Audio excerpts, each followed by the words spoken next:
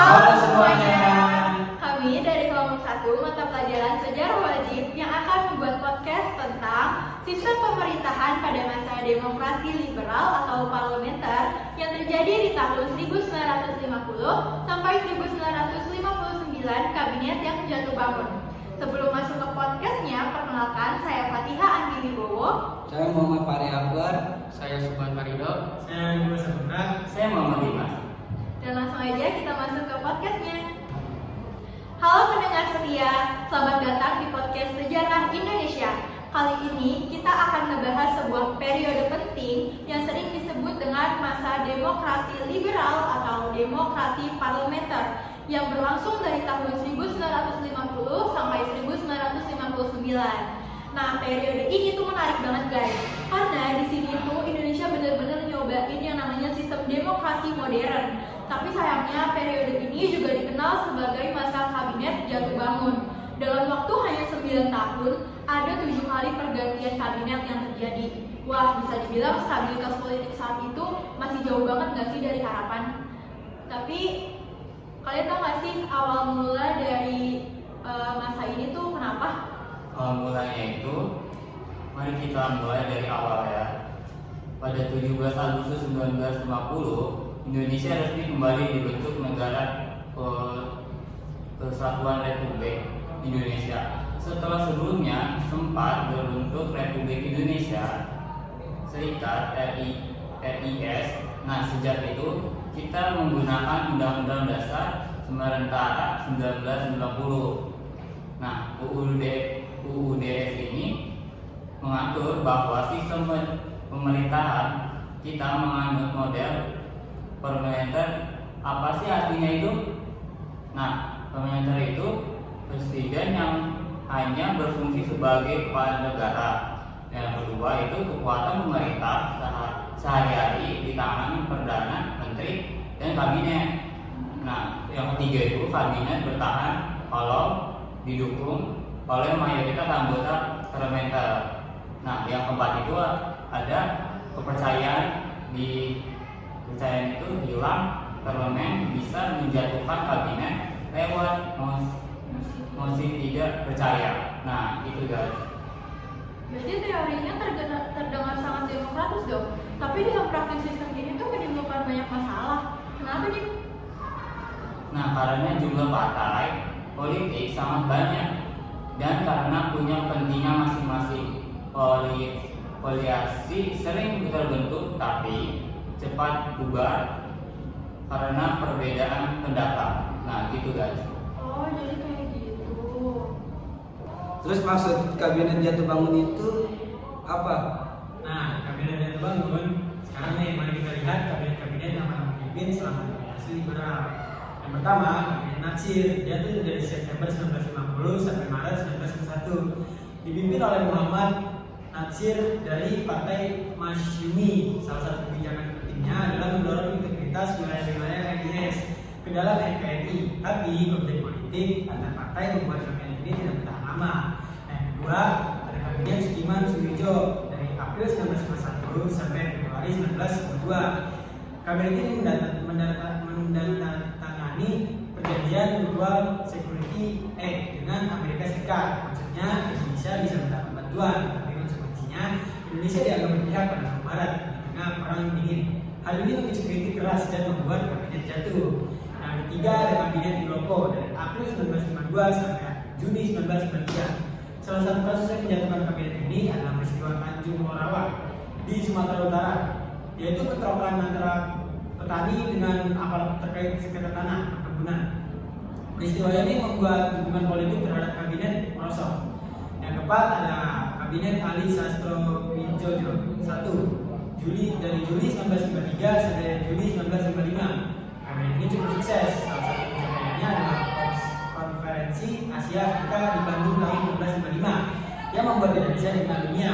Namun dengan lebih tarik tetap kuat sehingga kabinet pun jatuh.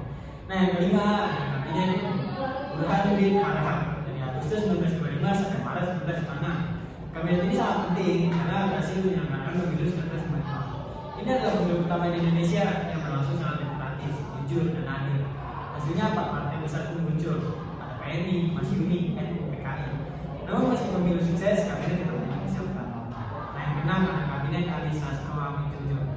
Kedua dari Maret 1956 sampai Maret 1957. Kabinet ini menghadapi banyak tantangan, misalnya gerakan separatis di daerah kritis ekonomi dan kekuasaan terhadap daerah pemerintahan pusat. Akhirnya kabinet jatuh juga. Nah, yang ketujuh ada kabinet Juanda dari Maret 1957 sampai Juli 1959. Inilah kabinet terakhir masa demokrasi liberal. Disebut Zaken Kabinet atau kabinet ahli. Karena anggotanya bukan hanya dari partai politik, tapi juga orang profesional. Kabinet ini terkenal dengan deklarasi Juanda 1957 yang menyatakan bahwa laut di antara pulau-pulau Indonesia adalah bagian dari wilayah kedaulatan Indonesia. Deklarasi ini sangat penting bagi persatuan Indonesia sebagai negara berkelapa. Dalam 1 tahun itu, berarti mereka tiap tahunnya ganti-ganti kabinet tuh. Ya, bisa jadi. Tapi ada juga yang dimaksud dengan problematik demokrasi liberal. Nah, itu maksudnya adalah kalau kita lihat seiring pergantian kabinet menunjukkan bahwa sistem demokrasi parlementer saat itu tidak berjalan stabil. Ada beberapa penyebab utama. Pertama, banyaknya partai politik. Pemilu 1955 saja diikuti lebih dari 170 partai dan organisasi peserta. Hasilnya tidak ada satupun partai yang dominan. Pemerintah harus dibentuk lewat koalisi dan koalisi itu rapuh. Ego dan kepentingan partai sibuk mengejar kepentingan masing-masing dibandingkan memikirkan pembangunan bangsa. Kalau kita ada kebijakan yang tidak sesuai dengan partai, mereka bisa menarik pendukungnya dan menjatuhkan kabinet. 3. Kondisi sosial dan ekonomi sulit. Setelah merdeka, Indonesia menghadapi banyak masalah, inflasi tinggi, pengangguran, serta pembangunan yang tersendat. Rakyat butuh stabilitas, tapi mereka dapat justru menggantikan kabinet dengan cepat. 4. Gejolak daerah dan separatisme. Beberapa daerah merasa tidak diperhatikan oleh pemerintah pusat. Akibatnya munculnya pemberontakan seperti DIY, PRRI, Pemesta, dan lain-lain. Nah guys, jadi akhir dari demokrasi liberal itu adalah kondisi politik yang tidak stabil. Menurut Presiden Soekarno berkesimpulan bahwa sistem demokrasi liberal tidak cocok bagi Indonesia. Akhirnya pada 5 Juli 1959 Soekarno mengeluarkan dekret Presiden, isinya antara lain membubarkan konstituante yang gagal membuat UUD baru. 2. Menetapkan kembali berlakunya UUD 1945. Dan ketiga, membubarkan UUDS 1950. Dekret ini menandai akhirnya masa demokrasi liberal dan lahirlah sistem baru yang disebut demokrasi terpimpin. Oh, jadi gitu. Berarti panjang juga ya proses untuk mengakhiri demokrasi liberal ini sampai akhirnya ada sistem baru yang namanya demokrasi terpimpin. Menurut kalian gimana? Lumayan sih. Ya deh. Tapi kalau misalnya kita refleksikan gitu, masa demokrasi liberal ini sebenarnya punya dua sisi nggak sih? Kalau menurut aku nih ya, yang pertama, di satu sisi periode ini tuh nunjukin gimana Indonesia mencoba menerapkan demokrasi modern, yang artinya ada pemilu, ada kebebasan berpartai, dan mekanisme parlemen yang hidup. Tapi di sisi yang lain, kelemahan-kelemahan sistem dan konflik politik justru malah membuat pembangunan itu menjadi terhambat. Nah, jadi meskipun masa demokrasi liberal ini sering disebut penuh dengan kegagalan, sebenarnya periode ini adalah laboratorium demokrasi kita. Dari sinilah bangsa Indonesia belajar bahwa membangun sistem politik itu nggak mudah, guys. Kayak kita tuh butuh penyesuaian dengan kondisi bangsa kita sendiri.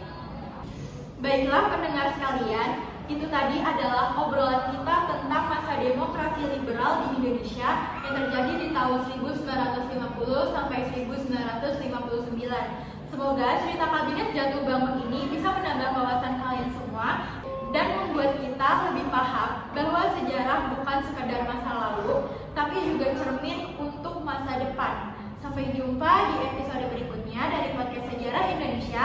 Jangan lupa tetap semangat untuk belajar sejarah, karena dari